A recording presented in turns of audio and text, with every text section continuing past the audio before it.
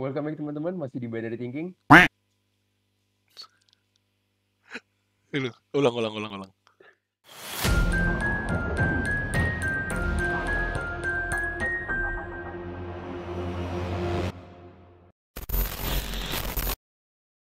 Welcome back teman-teman, masih di Binary Thinking. Di segmen Hack Check. Oke, jadi teman-teman, hari ini kita akan tetap melanjutin series ya, yang Unfriended Dark Web. Nah, coba dok cuplikannya untuk video kali ini apa? Oke, intinya di video kali ini tuh kita mau bahas tentang cryptocurrency atau mata uang yang banyak digunakan di dark web, sama kira-kira aktivitas atau hal-hal kriminal apa aja sih yang bisa ditemukan kalau misalkan kita berkunjung ke dark web, gitu ya. Oke, tanpa berlama-lama lagi, kita langsung aja ya.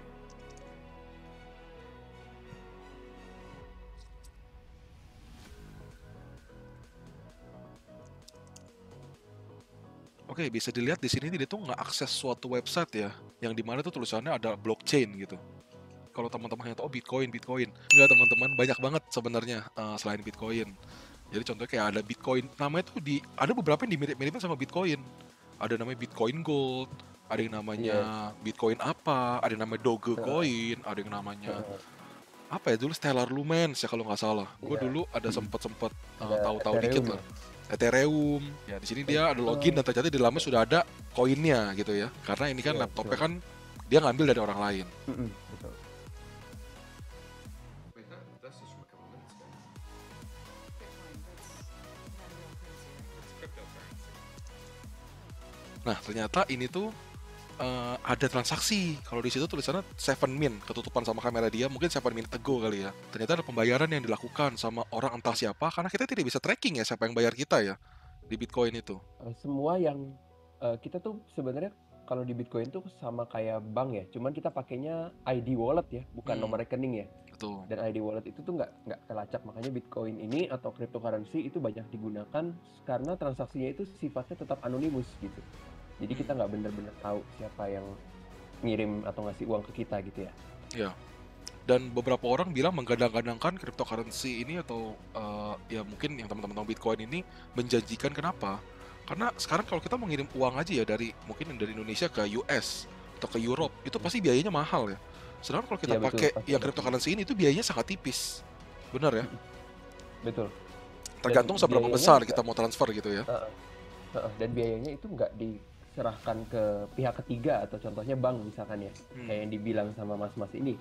Tapi biayanya itu hanya untuk untuk memproses transaksinya itu ya. Karena Bitcoin atau cryptocurrency ini tuh bener-bener nggak ada perantara, nggak ada pihak ketiga gitu ya. Hmm. Oke, No middleman, no lanjut. banks. It's 10 million. That's 10 10 juta million dolar dollars, guys. banyak ya. Banyak sih. Tapi nanti kita cari coba XBT itu ada atau enggak sebenarnya. Nanti kita Iya. kalau ada kita kasih unjuk screenshotnya. Kalau nggak ada ya berarti nggak ada. It's Berarti nggak. 663.02 per XBT. XBT atau XPT sih? 1,200. XBT kayaknya. XBT ya. Nah terus dikalikan sama 16.263 itu jumlah yang tadi yang dia punya ya. Heeh. 63.52. Yep. Yep. 10 million. You see that? It's almost 11. Free money just sitting there. No, there's no such thing as free money, AJ. Nah, barusan ini nggak ada kaitannya sama ini sih. Tapi barusan gue cek ternyata XBT itu adalah singkatan baru untuk Bitcoin rupanya, Ah. gitu ya. Oke, lanjut. Money, AJ. I hate to burst your bubble.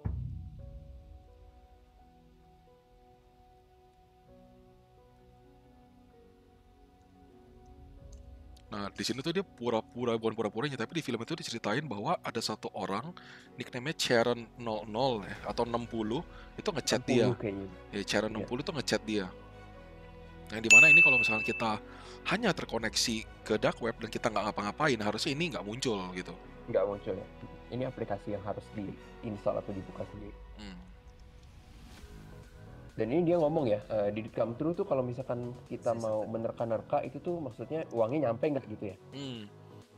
Dan tadi ini nyambung sama yang sebelumnya, dilihat itu ada 7 menit yang lalu baru ada duit ditransfer ya, dan kayaknya dari dia Iya. nih.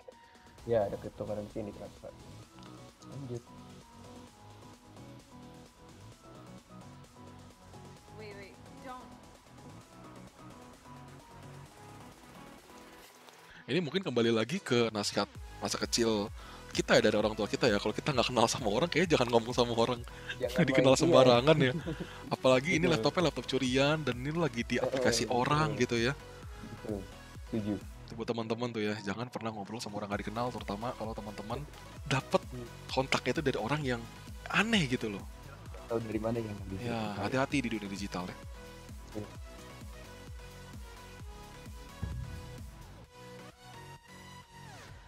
Ya, jadi yang hijau ini adalah lawan bicaranya, yang ungu adalah si dia nih ya, Mm-mm. si Matias. Si Sharon Ford atau Matias.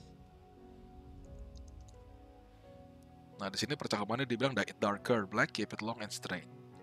Yang kita masih belum tahu nih konteksnya apa ya. Belum tahu. Mungkin rambut. Di Ya, body kayaknya shop, sih ya. rambut sih. Ya, tuh benar kan.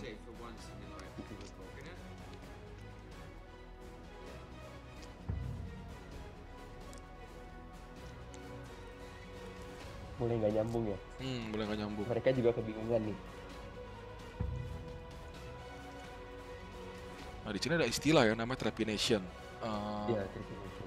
Tapi mungkin disclaimer dulu kali ya buat teman-teman. Kalau teman-teman merasa, ya ini sebenarnya kita sudah cari sebelumnya trepination ini. Ya ini satu cara penyiksaan sih. Jadi kalau teman-teman merasa kayaknya nggak etis nih, ya boleh di skip aja gitu ya. Dan trepidation itu apa ya? Metode penyiksaan di mana kepala seseorang itu dibolongin ya dalam kondisi orang tersebut tuh masih hidup dan kadang tanpa anestesi gitu ya. Nanti akan dicari kok ya di sini. Tapi by the way, ini orang ketiknya cepat banget ya. Iya.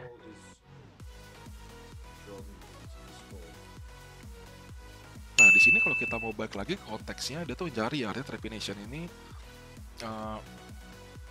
ya tadi seperti yang udah dijelaskan ya, dia tuh ngebor tulang tengkoraknya. Dalam keadaan masih hidup atau enggak sih kita nggak tahu ya. Ada sih nggak dibilang masih hidup atau enggak. Ini surgical procedure sih di sini dibilangnya. Kalau kita cari itu dia surgical procedure. Tapi feeling gue ini tuh ngarah ke salah satu urban legend ya yang lumayan terkenal di darknet. Di dark web. Dark web, darknet, dark bakwan ya. Iya. Kita pakai istilah yang aneh Yang lah. nggak ngerti itu apa bisa tonton episode sebelumnya dulu. Nah, jadi ada satu urban legend ya, itu namanya adalah Red Room. Yes.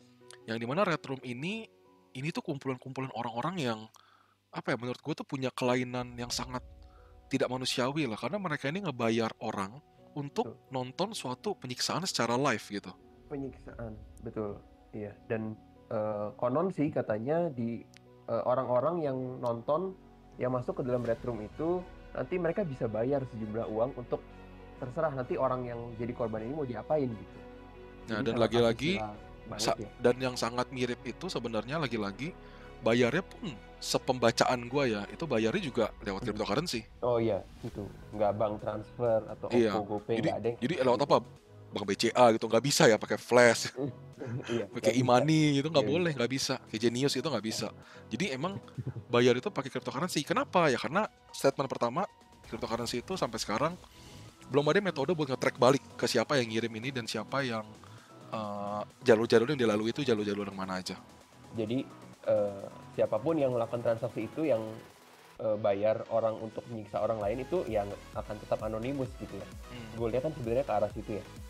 Oke, jadi kalau bisa dibilang di episode kali ini tuh memangnya membahas suatu urban legend ya, yang sampai sekarang pun sebenarnya kalau kita bilang gimana tuh cara akses Red Room, jujur sama sekali gue nggak tahu dan gue nggak pernah mau tahu cara carinya, karena buat gue ini adalah suatu apa ya, suatu hal yang sangat tidak manusiawi gitu. Nggak make sense ya. Dan ketika gue mau penasaran mau cari tahu, akhirnya maksudnya amit-amit ya gue nonton, artinya gue kayak mensupport loh mereka dengan menyumbang apa ya, menyumbang traffic atau nyumbang stream dan segala macam. Gue nggak mau. Bahkan kalaupun kita nggak bayar pun dari atensi kan makin banyak orang yang nonton kan akhirnya kok rasanya makin laku gitu, makin disupport oleh banyak orang gitu. Bener.